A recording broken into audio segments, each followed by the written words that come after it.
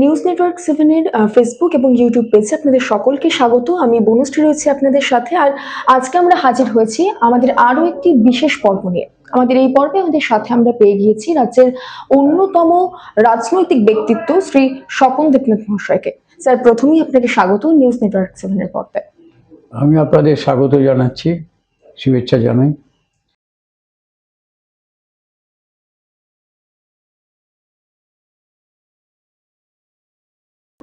Sir, প্রথমে আপনার থেকে যেটা জানতে চাইবো, আপনি শুরু থেকে দল করছেন মমতা বন্দ্যোপাধ্যায়ের সাথে। আজকে পর্যন্ত এই দীর্ঘদিনের এই অভিজ্ঞতাটা কেমন? দেখুন, 98 সালে অত্যাচারী সিপিএমের বিরুদ্ধে, সন্ত্রাসের বিরুদ্ধে, বাংলার মানুষের শান্তি ফেরানোর দাবিতে এবং অচল হয়ে যাওয়া বাংলাকে সেই বাংলাকে আরও এগিয়ে নিয়ে যাওয়ার মানুষের কাজ, মমতা ব্যানার্জির আদর্শে অনুপ্রাণিত হয়ে আমরা তার সঙ্গে তৃণমূলে যোগ দিয়েছিলাম 98 সাল থেকে। তা স্বাভাবিকভাবেই মমতা ব্যানার্জির যে কথাগুলো মানুষকে দিয়েছিলেন 11 সালে নির্বাচনের আগে, মানুষের সমর্থনে তিনি মুখ্যমন্ত্রী হয়েছেন। তিনি বিভিন্ন প্রকল্প মানুষের স্বার্থে করেছেন এবং সামগ্রিক উন্নয়নের জন্যও তিনি করেছেন। একদিকে ব্যক্তিগতভাবে মানুষ তার বিভিন্ন প্রকল্পের সুযোগ পাচ্ছে, 94টা প্রায় প্রকল্প। সেই প্রকল্প কোনোটা লক্ষ্মীর ভাণ্ডার, কোনোটা স্বাস্থ্যসাথী, খাদ্যসাথী, রূপশ্রী, কন্যাশ্রী, সমব্যাথী, শস্য বীমা যোজনায় ফসলের ক্ষতিপূরণ, কৃষক বন্ধু, সবুজ সাথী সাইকেল, তার বিভিন্ন প্রকল্প আছে। এই প্রকল্পগুলো তো সাধারণ মানুষকে উপকৃত হয়েছেন। পশ্চিমবঙ্গের এমন কোনো বাড়ি দেখাতে পারবেন না যে মমতা ব্যানার্জির যে প্রকল্পের কোনো না কোনো একটা পায়নি, এরকম বলা যাবে না। অতএব স্বাভাবিকভাবে এটা দিক। তারপর পশ্চিমবঙ্গের রাস্তাঘাট বলুন, পশ্চিমবঙ্গের জলের ব্যবস্থা বলুন, জল নিকাশি ব্যবস্থা বলুন, সামগ্রিক যে উন্নয়ন বলতে পারে, পরিকাঠামোগত উন্নয়ন, আপনারা নিজেরা বলুন না কেন, আপনারা যেখানকার মানুষ আপনারাই তাকিয়ে দেখুন না কেন, এলাকার কি উন্নতি হয়নি? এটাই তো পরিবর্তন হয়েছে। আমার এলাকাতে যদি বলেন, মমতা ব্যানার্জি আদর্শে অনুপ্রাণিত হয়ে আমরা লড়াই করেছি তার সঙ্গে। তিনি আমাদের সব, মানুষ তার প্রতি বিশ্বাস, ভরসা, এবং তিনি যে অঙ্গীকার করেন সেই অঙ্গীকারটা তিনি পূরণ করেন। হয়তো বিরোধী দলেরা যে অঙ্গীকার করে একটাও পূরণ হয় না, মমতাজি যা যা বলেন তা করেন। এখন নতুন প্রকল্প যুবসাথী, ক্ষেত মজুরদের নিয়ে যে ভাবনা, এই যে চিন্তা, এটাই তো পরিবর্তন। যারা ভূমিহীন মানুষ তাদেরকে যে সহযোগিতা করবার হাত বাড়িয়ে দেওয়া। তেমনিভাবে মহিলাদের হাত খরচ বলুন, তাদের তো সংসার চালানোর জন্য না, মায়েদের একটা অধিকার, তাদের হাতে স্বাস্থ্যসাথী কার্ডটাও তাদের নামে অধিকার। এই যে চিন্তাটা যে তারা একটা অধিকার পাচ্ছেন মায়েরা, এটা তো মমতা বন্দ্যোপাধ্যায় দিয়েছেন। শুধু তাই নয়, গণতান্ত্রিক অধিকার বলতে যা বোঝায়, যেমন আপনি মনে করুন পঞ্চায়েত আইনের সংশোধন করে গ্রাম পঞ্চায়েতে যা আসন আছে তার 50% মহিলাদের দাঁড়াতে হবে। এটা তো সবচেয়ে বড় অধিকার দিয়েছেন মমতা বন্দ্যোপাধ্যায় মায়েদের। সেই জন্যে আমরা তার আদর্শে অনুপ্রাণিত এলাকায় কাজ করেছি, মানুষ ভোট দিয়েছেন। যা কিছু কৃতিত্ব মমতা বন্দ্যোপাধ্যায়। যদি আমাদের এলাকার কথা বলেন তাহলে বলবো স্থায়ী সম্পদ সৃষ্টি হয়েছে। আমার বিধানসভার মধ্যে একটা পূর্বস্থলী 30 বেডের হাসপাতাল হয়েছে, সেটা 100 বেডের হাসপাতাল বিল্ডিং হয়েছে, চিকিৎসা শুরু হয়েছে, ফুল ফ্লেজের হয়তো চালু হয়নি, ভবিষ্যতে হবে। আমাদের এখানে স্টেডিয়াম, স্বপ্ন দেখতাম ছোটবেলায় যে গ্যালারিতে বসে ফুটবল খেলা দেখবো। এই তো স্টেডিয়ামের ফার্স্ট ফেজ কমপ্লিট হয়ে গেছে, সেকেন্ড ফেজ শুরু হবে। কদিন আগে প্রদর্শনী ম্যাচ দিয়ে আমরা তার উদ্বোধন করলাম। তেমনি আমাদের এলাকার পাশ দিয়ে যে মুড়িগঙ্গা, প্রায় 7.5 কিলোমিটার মুড়িগঙ্গা, মজে যাওয়া মুড়িগঙ্গা খননের কাজ চলছে। আমরা কখনো ভেবেছিলাম যে মুড়িগঙ্গার জলের মধ্যে, বোটের মধ্যে জেসিবি মেশিন দিয়ে পানা পরিষ্কারের কাজ চলবে? একটা মুক্ত জল, এবং জলকে কেন, আমাদের এলাকা হচ্ছে বন্যা কবলিত এলাকা। এই মুড়িগঙ্গার জলকে যদি আমরা ধরে রাখার মতো ক্ষমতা বৃদ্ধি করতে পারি, জল ধারণের ক্ষমতা, তাই খনন হয়েছে। তাহলে অতিবৃষ্টিতে বন্যা কবলিত এলাকায় বন্যা হবে না। আর এই পানামুক্ত জল যদি রাখতে পারি, পরিবেশ কি দূষণমুক্ত হবে না? তাই মুড়িগঙ্গার পাড়ে সৌন্দর্যায়নের জন্য কাজ চলছে, স্নানের ঘাট, বিদ্যুতের আলো, মুড়িগঙ্গার পাড়ে ঢালাই রাস্তা, কাজ চলছে। তো এখন আজও কাজ চলছে, গিয়ে দেখতে পারেন। এটাই তো মমতা ব্যানার্জি এই পরিবর্তনই তো এনেছেন, যে মজে যাওয়া মুড়িগঙ্গাকে খনন করা, সংস্কার করা। আর জল তো আমাদের সম্পদ, সেই জলকে কৃষিকার্যে শুধু তাই নয়, মানুষের কাজে তো লাগছে।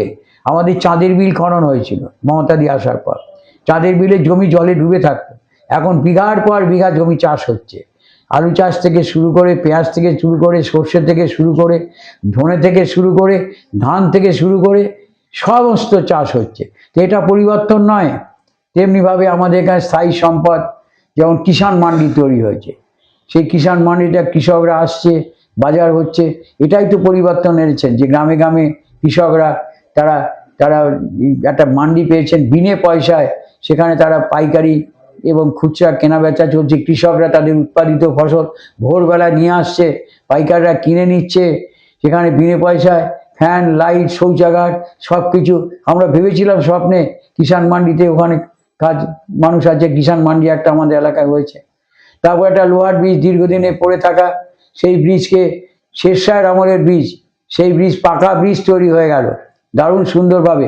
এসটি কেকের যে পুরনো রোডটা, সেই রোডটা এখন চলাচল অলরেডি শুরু হয়ে গেছে। স্থায়ী সম্পদ বলতে আরও অনেক কিছুই তো হয়েছে, স্কুল টুল ইত্যাদি, রাস্তাঘাট। আমার তো মনে হয় আমি যেখানে দাঁড়িয়ে এখানে করছি, এই গ্রামের কোনো রাস্তা ঢালাই বাকি নেই, কোনো রাস্তা বাকি নেই। উন্নয়নের দিক থেকে এগিয়ে আছি, সেটা সম্পূর্ণটাই মমতা বন্দ্যোপাধ্যায়ের কৃতিত্ব। অতএব তাঁরই অবদান। তাই তো তিনি সমস্ত মানুষকে করোনার সময় যে দুর্বিষহ অবস্থা হয়েছিল, খাদ্যসাথীতে মানুষ চাল পাচ্ছে না, মমতা বন্দ্যোপাধ্যায় তার উন্নয়নের প্রকল্পের সুযোগ, তিনি কি জাত দেখেছেন, ধর্ম দেখেছেন, সবাই তো গ্রহণ করছেন, তাতে কাজ চলছে। এইটুকু বলবো যে মমতা বন্দ্যোপাধ্যায় বাংলার উন্নয়নের প্রতীক। এবং শুধু তাই নয়, উন্নয়নটা তিনি কখনো জাত ধর্মকে বেছে করেননি, উন্নয়ন তিনি সবার জন্যই করেছেন। অতএব সে কাজ চলছে। শিক্ষার ক্ষেত্রে বলুন, স্বাস্থ্যের ক্ষেত্রে বলুন, আমাদের এই ব্লকে তো আবার 21টা উপস্বাস্থ্য কেন্দ্র হতে চলেছে, এর আগে আরও হয়েছে। অতএব স্কুল কলেজ বিভিন্ন জায়গায় যেখানে পড়াশোনা স্থান পেত না, মানে এত ছাত্র, সেখানে নতুন করে স্কুলের বিল্ডিং হয়েছে, এশিয়ারে নলকূপ হয়েছে, পানীয় জলের ব্যবস্থা হয়েছে, শৌচাগার হয়েছে বিভিন্ন জায়গাতে। আমাদের বিধায়কের তহবিল থেকে এই এলাকার খেলাধুলার, এই আমি যেখানে দাঁড়িয়ে করছি, এই যে সামনের মাঠটা, বিধায়ক তহবিলে 5 লক্ষ টাকা দিয়ে তার কাজ চলছে। পাশে যে গার্লস স্কুলটা, সাইকেল স্ট্যান্ড ছিল না, সাইকেল স্ট্যান্ডে টাকা দেওয়া হয়েছে। এখানে স্কুলের ভেতর উন্নয়ন করা হয়েছে। এরকম বিভিন্ন জায়গায় আমার বিধানসভা কেন্দ্রের কোনো কলেজ ছিল না, সরকারি একটা গভর্নমেন্ট কলেজ হয়েছে কালনা একের মুড়াগাছাতে। এই কলেজ সরকারি কলেজ আমাদের এই ব্যাসার্ধের মধ্যে। কাটোয়াতে কোনো গভর্নমেন্ট কলেজ নেই, বর্ধমান শহরে গভর্নমেন্ট কলেজ নেই, এক কৃষ্ণনগরে আছে, আর চন্দননগরে আছে, আর দুর্গাপুরে আছে। এই ব্যাসার্ধের মধ্যে একমাত্র কালনা ওয়ানে সরকারি ডিগ্রি কলেজ হয়েছে। এটা কি উন্নয়নের দিক নয়? এটা কি একটা পরিবর্তন নয়? আমাদের এলাকায় তাঁত অধ্যুষিত এলাকা, লোকে বলে তাঁতের, তাহলে আপনি বলুন তো গ্রামে গঞ্জে কাপড়ের দোকান বাড়ছে কেন? তাঁতিরাই তো তৈরি করছে। তা আমাদের এখানে একটা তাঁতের তন্তুশ্রী তৈরি করা হয়েছে। আপনি বর্ধমান জেলার তাঁত অধ্যুষিত এলাকা, লোকে বলে তাহলে আবার এই জেলার লোকই তো পদ্মশ্রী পুরস্কার পায় কালনার জ্যোতিষ দেবনাথ, তার ডিজাইন, তার সব কিছু বিদেশে রপ্তানি হয়। আপনার কাটোয়া তো স্কার্ফ যায়, তো রপ্তানিত হয়। এখন লোকে তাঁতের পেশাটা অনেকে ছেড়ে দিতে চাইছে, কিন্তু তাঁতের এই যে ডিজাস্টারে ত্রাণের যখন দরকার হয়, শাড়ি, লুঙ্গি, ধুতি বলুন, তাঁতিরাই তো বানায়। তারপর এই যে স্বয়ংবর গোষ্ঠী দ্বারা মানুষ যে উপকৃত হচ্ছে, মমতা দিয়ে এর উপর তো গুরুত্ব দিয়েছেন, মায়েদের স্বয়ংবর করে তোলবার জন্যে গোষ্ঠীরা ঋণ পাচ্ছেন, তার জন্য তো কোনো জমি বন্ধক দিতে হচ্ছে না, বাড়ি বন্ধক দিতে হচ্ছে না, হাতের সোনা বন্ধক দিতে হচ্ছে না, গোষ্ঠীরা ঋণ পেয়ে কি উপকৃত হচ্ছেন না? তারপরে বিভিন্ন এই যে স্কুল ড্রেস, ছেলে মেয়েদের স্কুলের পোশাক, প্রাইমারি কি উচ্চ বিদ্যালয়, এই পোশাকটা তো মমতা দিয়ে আসার পর দুশের জামা প্যান্ট, সেই দুশের জামা প্যান্টের জন্য কাপড় লাগে, সুতো গভর্নমেন্ট দেয়। বর্ধমান জেলার 68টা পাওয়ারলুমে কাপড় উৎপাদন হয়, আপনারা জানেন না? তাহলে ওখানে পাওয়ারলুমের সঙ্গে শ্রমিকরা কাজ পাচ্ছেন না। আবার সেই কাপড় ডিএম কিংবা শিক্ষা দপ্তরের মাধ্যমে স্বয়ংবর গোষ্ঠীরা পায়, তারা তাদের প্যান্ট শার্ট বানায়, তাদের কর্মসংস্থান হচ্ছে না। অতএব কর্মসংস্থানে কিন্তু একটা দিকও উনি খুলে দিয়েছেন। সবটা হয়তো পূরণ হয়নি, নিশ্চয়ই আস্তে আস্তে হবে, কিন্তু স্কুলের পোশাক তো আমাদের এলাকার স্বয়ংবর গোষ্ঠীরাই বানায়। আবার কাপড় প্যান্ট শার্ট তৈরি করতে যে কাপড়টা তো এখানকার পাওয়ারলুমই বানায় সারা পশ্চিমবঙ্গে। তাঁতের জন্যে মমতাদি আসার পরে কত ক্লাস্টার করেছেন বলুন তো? করেছেন তো, করেননি তা তো নয়। এখন তাঁতিরাও তো এগিয়ে আসতে হবে। শুধু টাকা নেবো তা তো হতে পারে না, চেষ্টা করা হচ্ছে। তাঁতেরও আমাদের তো এখানে হয়েছে, ধাত্রীগ্রামে হয়েছে, কাটোয়াতেও তো বর্ধমান জেলা একটা তাঁতের হাটের বিবেচনাধীন আছে। শুধু তাই নয়, একটা মেগা ক্লাস্টার হবে।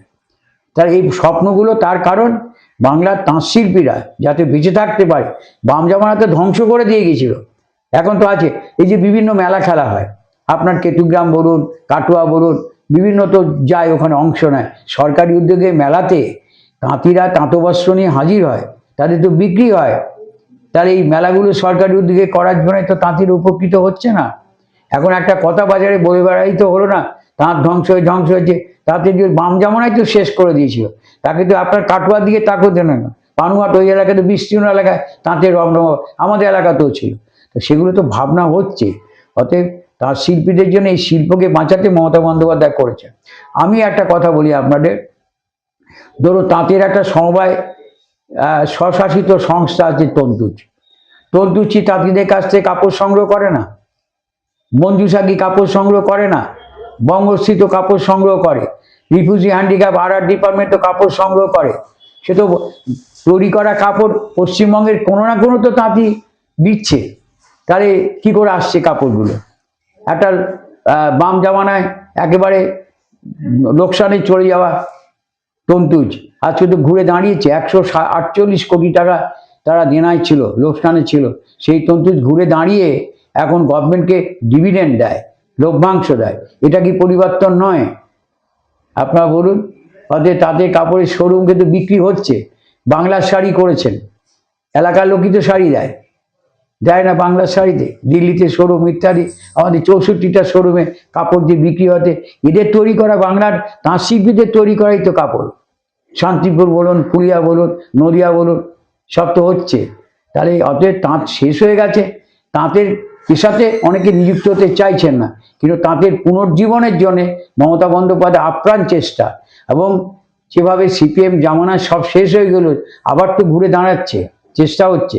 তাঁতের সরঞ্জাম তাদের দেওয়ার জন্য সহযোগিতা করা হচ্ছে। অতএব ওই দিক থেকে গঙ্গা ভাঙন একটা বিষয় আমাদের এলাকায়। তো বলে কেন্দ্রের কোনো অনুদান আছে?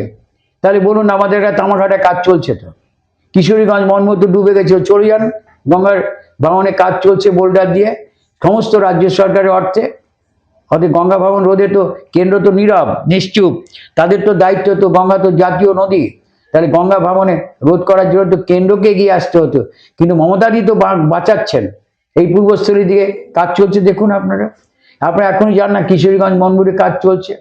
আমাদের এই এলাকাতে জেটিতে নদী পারাপার হয়, 6খানা জেটি হয়েছে নাদনঘাট কেন্দ্রে, পূর্বস্থলী একে। জালুইডাঙ্গা একটা গ্রাম, ওখানে জেটি, ওপারে কিশোরীগঞ্জে একটা জেটি। সিদ্ধিপাড়া নসরতপুরে একটা জেটি, ওপারে মোহনপুরে একটা জেটি। পিয়ারীনগরে একটা জেটি, ওপারে কালীনগরে একটা জেটি। অতএব গঙ্গা পেরোজি ঢুকে নিয়ে এই জেটিগুলো কি জেটির স্বপ্ন আমরা দেখেছিলাম? উনি তো দেখিয়েছে, জেটি তো কমপ্লিট হয়েছে, মানুষ তো যাতায়াত করছে। অতএব ওই দিক থেকে বাস স্ট্যান্ড নতুন আমাদের এলাকায় হচ্ছে, নবদ্বীপে আছে আমাদের হেমাদপুর একটা বাস স্ট্যান্ড হচ্ছে। এগুলো তো উন্নয়নের দিক নয়। এইটুকু বলতে পারি, মানুষ উন্নয়নকে সমর্থন করবে। মানুষ এই এলাকায় এইটুকু বলতে পারি, মমতাদিকে সমর্থন করবে। স্যার, কচুরিপানা থেকে শিল্পকর্ম করার উদ্যোগ আমাদের এখানে নিয়েছিলেন। হয়েছে তো, আমাদের যে মমতা বন্দ্যোপাধ্যায়কে বলে বলে তিনি কচুরিপানার শিল্প তো তৈরি হচ্ছে, ওখানে বিল্ডিং হয়েছে, খাদি এটাকে ইমপ্লিমেন্ট করছেন। কচুরিপানা থেকে শিল্প অলরেডি তার উদ্বোধন হয়েছে। এটা ছোট ছোট যে মাইক্রো, একেবারে স্মল বলা যেতে পারে। কচুরিপানাকে কাঁচা কচুরিপানাকে শুকিয়ে সব কিছুই তৈরি হচ্ছে। আমাদের ওখানে কাজ শুরু হয়ে গেছে। শুধু তাই নয়, এই এলাকাতে বিচুলি খড়, এই যে বড় বড় কাটোয়াতে বলুন, পরাণের পান্তুয়া, কালনার নোড়া পান্তুয়া, নবদ্বীপের দই, রামকৃষ্ণের দই, মিষ্টির দোকানে কত মাটির হাঁড়ি লাগে বলুন তো। নিতে গেলে যে পেছনের নিচে যে একটা বিড়ে মতো করে, আমরা বিড়ে শিল্পটাও কিন্তু এখানে করেছি। মিষ্টির আগে তো নিয়ে যেত। আর মাটি তো হচ্ছে, মাটির হাঁড়ি তো পরিবেশ বান্ধব, লোক এখন প্লাস্টিক বর্জন করছে, এটাও দিক। তাহলে মৃৎশিল্পের উপকৃত হবে। কিন্তু মাটির হাঁড়িতে প্রোটেকশন, রসগোল্লা কি দই নিয়ে যাওয়া যে বিড়েটা, সেই বিড়ে শিল্প এখানে কিন্তু হয়েছে, তৈরি হয়েছে। কচুরি পানানো বিড়েও বটে, এটা হয়েছে। এটাই তো পরিবর্তন। এখন সাকসেস সবটা হতে না পারে, লোকে ভাবছে। তাহলে আগে মায়েরা তো বিড়ে বানায়, তাহলে এখন যদি নিজেরা আমরা অত্যাধুনিক খড়গপুর থেকে মেশিন আনা করেছি, ম্যানুয়ালি করলে যত হয়, মেশিন আরও বেশি হবে। অতএব এখানে বীরের শিল্পটা তো দাঁড়িয়ে গেল, কচুরিপানার শিল্প তো আস্তে আস্তে দাঁড়াচ্ছে। এইটুকু বলতে পারি, সবকিছু মমতা বন্দ্যোপাধ্যায়ের জন্য। এখন অত্যাধুনিক চিকিৎসার তো সব ব্যবস্থা হচ্ছে, শুধু তাই নয়, ওখানে নার্সিং কলেজ করবার যে প্রপোজাল, তাও বিবেচনা, জমি টমি সব দেখা হয়ে গেছে ওখানেতে। আপনি শুধু হাসপাতালে যাবেন না, ভিড়টা দেখে আসবেন। সীমিত ক্ষমতার মধ্যে মমতা বন্দ্যোপাধ্যায় স্বাস্থ্য পরিষেবা কালনা সুপার স্পেশালিটি হাসপাতালে সকলেই পান, ডায়ালিসিস পর্যন্ত হয়।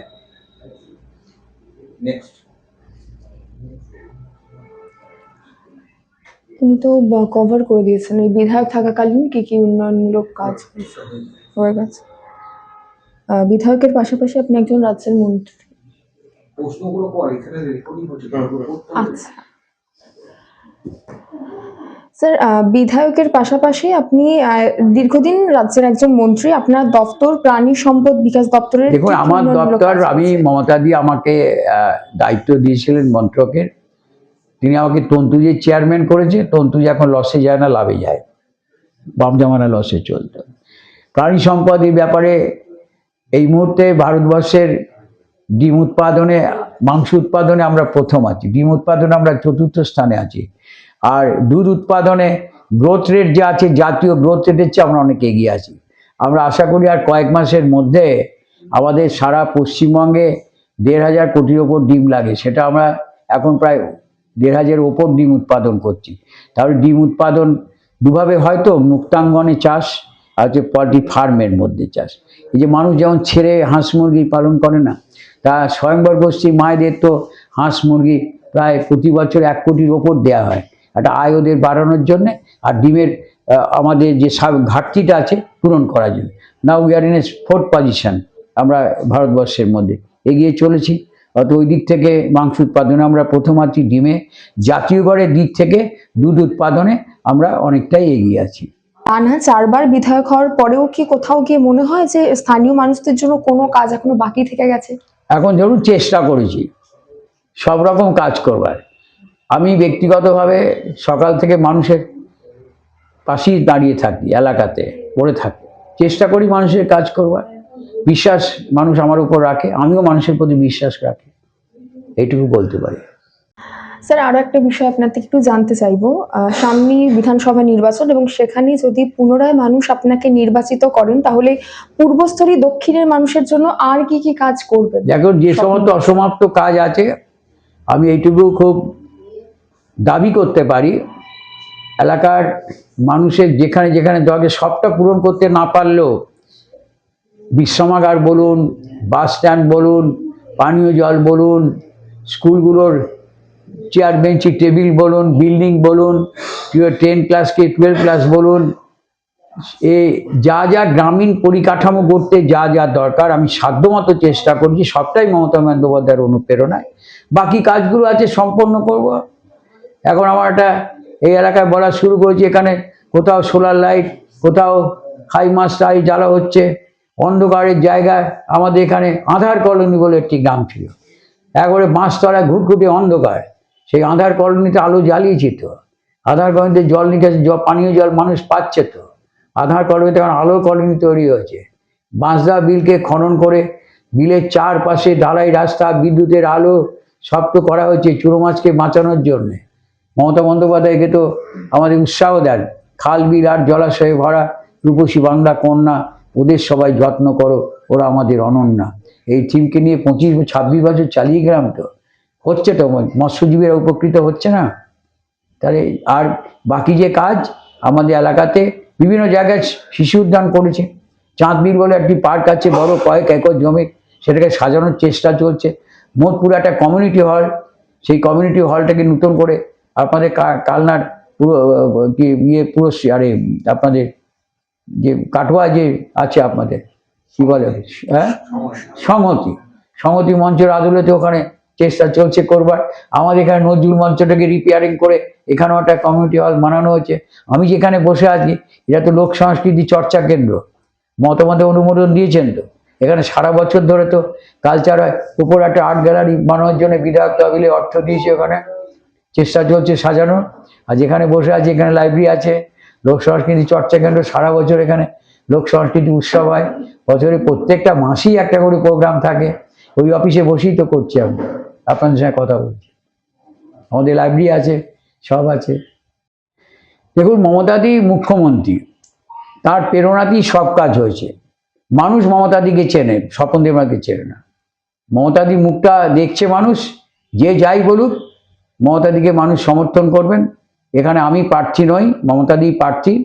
আমাদের কর্মীরাও সেইভাবে এখানে প্রচার করে, আমরাও করি যে মমতাদিকে ভোটটা দিন। বিধানসভা মানে মমতাদি নির্বাচন, তৃণমূল কংগ্রেসকে ভোটটা দিন। মমতাদি সরকার গড়বেনই, হয়তো আমরা কেন পিছিয়ে থাকবো? যে যাই বলুক মমতাদি আবার চতুর্থবারের জন্য তো মুখ্যমন্ত্রী হবেন, এতে কোনো সন্দেহ নেই। এতক্ষণ সরাসরি আপনারা শুনলেন পূর্বস্থলী দক্ষিণের এবছরের আসন্ন বিধানসভা নির্বাচনে যিনি প্রার্থী রয়েছেন তৃণমূল কংগ্রেসের শ্রী স্বপন দেবনাথ মহাশয়, তার মুখ থেকে এতদিন পূর্বস্থলী দক্ষিণ বিধানসভা কেন্দ্রে কি কি কাজ হয়েছে দীর্ঘদিনের, তিনি রাজ্যের একজন বিশিষ্ট রাজনৈতিক ব্যক্তিত্ব, তার আমলে এবং সর্বোপরি রাজ্যের যিনি মুখ্যমন্ত্রী রয়েছেন মাননীয়া শ্রীমতী মমতা বন্দ্যোপাধ্যায়ের আমলে কি কি কাজ হয়েছে সেই সমস্ত বিষয় নিয়ে আমরা কথা বললাম, আমরা আলোচনা করলাম। আপনারা আমাদের সঙ্গে থাকুন, দেখতে থাকুন নিউজ নেটওয়ার্ক 7।